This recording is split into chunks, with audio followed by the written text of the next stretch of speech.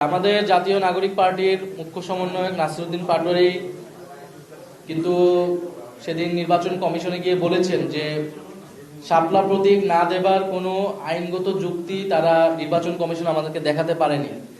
ফলে আমরা এখন পর্যন্ত শাপলা প্রতীকই অটল আছি।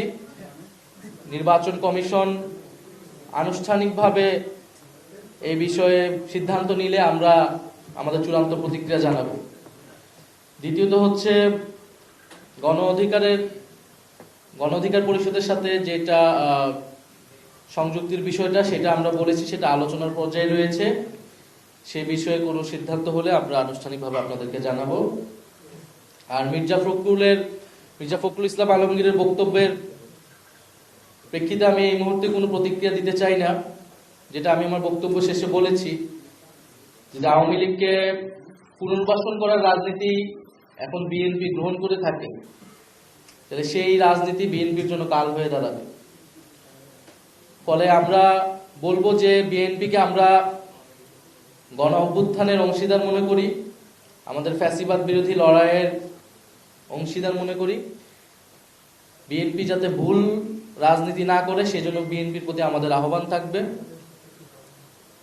বাংলাদেশকে নতুন করে গঠন করতে হলে বাংলাদেশের সংস্কার, বিচার এবং বাংলাদেশের পুনর্গঠন প্রশ্নে এখানে আওয়ামী লীগ যে সকল বৈদেশিক শক্তির সমর্থনে দেশে ক্ষমতায় ছিল, জনগণের বিরুদ্ধে গিয়ে তাদের সাথে আপোষ করে আসলে বাংলাদেশের রাজনীতি করা সম্ভব নয়। আর জাতীয় নাগরিক পার্টি কোনো শক্তি কি শক্তি না, এটা আসলে রাজপথে ভোটের মাঠেই জনগণই এটা রায় দিবে।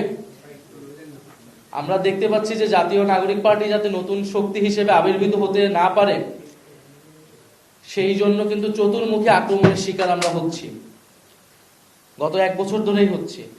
কারণ বাংলাদেশের এস্টাবলিশমেন্ট,